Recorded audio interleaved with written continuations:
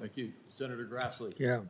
I start with a letter that I sent to Secretary Benson maybe a couple weeks ago when I still don't have an answer.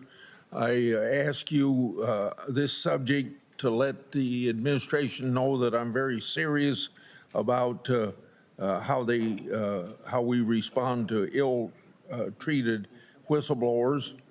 IRS Supervisor Special Agent Gary Shapley and IRS Special Agent Joseph Ziegler made lawful disclosures about the IRS playing politics in the Hunter Biden tax case after bravely sticking their necks out at the Justice Department direction.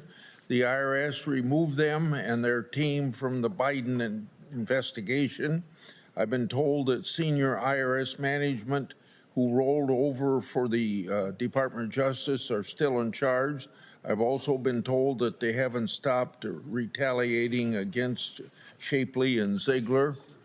And the background of this is that I'm kind of tired of trying to, after 6 weeks of new administration, getting whistleblowers back to the jobs that they were unjustly relieved from or hurt as a result of. And in this particular case, they're on the payroll, but I think that if you looked at what they're doing, what their jobs are, it's tantamount to a demotion. So I have this question. You'd agree with me that retaliation is a violation of federal law and has no place in government. I think you'd say yes to that? Yes. Yeah. And so then, if confirmed, give me concrete steps that you would take to put an end to this retaliation on day one that you're in. But what I'm hoping in answering that question is to make it very simple. It'll probably be a couple weeks yet before your votes before the United States Senate. In fact, it's probably next week before there'll be a vote in this committee. Nothing against you because you're qualified for this job and I want you to be in the job and you should be serving the taxpayers as a deputy. But the point is that we shouldn't have to wait for you to get to this job to get justice for these people. So if in case it isn't done on day one, what would you do? Senator, thank you for the letter you've sent to us outlining your concerns. I know that our staff is speaking with your staff, and I assure you that we will continue to collaborate.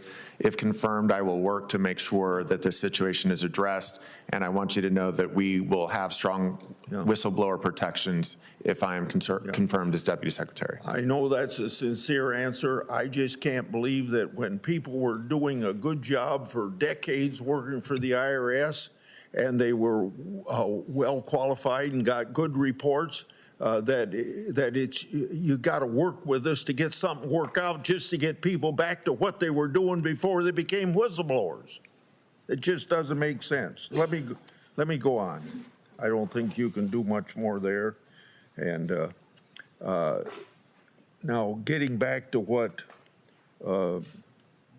Senator Wyden said about more employees, I don't want to get on that subject, but there's a tool that I got passed in 2005 or 6 for whistleblowers to report taxes that aren't paid. That has brought $6 billion back into the federal treasury. And I don't think that $6 billion back into the federal treasury since then. And I don't think that IRS is using the job as effectively as they should. I hope you'll review it, make full use of it, and don't leave a bunch of whistleblowers out there that are saying the government isn't collecting taxes and having them wonder, in some cases, for 10 years. How's the IRS handling the information they gave them? So can I count on you to be supportive of the whistleblower program and work to make sure that it's used to its fullest potential? Senator, I'm still learning about this program, but I assure you that I will learn more about it and work with you to make sure that we get the maximum benefit out of this program. Yeah. Mr. Faulkner, Iran is the world's largest state sponsor of terrorism. The Biden administration transferred $6 billion in frozen Iranian funds just weeks before Hamas's October 7th attack on Israel. If confirmed, how do you plan to tackle the Iranian threat from your position of Deputy Secretary of Treasury? Thank you, Senator. President Trump has already called upon Treasury to re-implement the maximum pressure campaign against Iran, and so the team at Treasury continues to look at new targets for us to provide sanctions against, and we're looking to return to the reduction in export activity that Iran had during the Trump administration in order to remove Iran's ability to fund terrorist activities. Thank you. Senator Bennett. Thank you, Mr. Chairman. I appreciate it. Mr. Falkender, thank you for being here.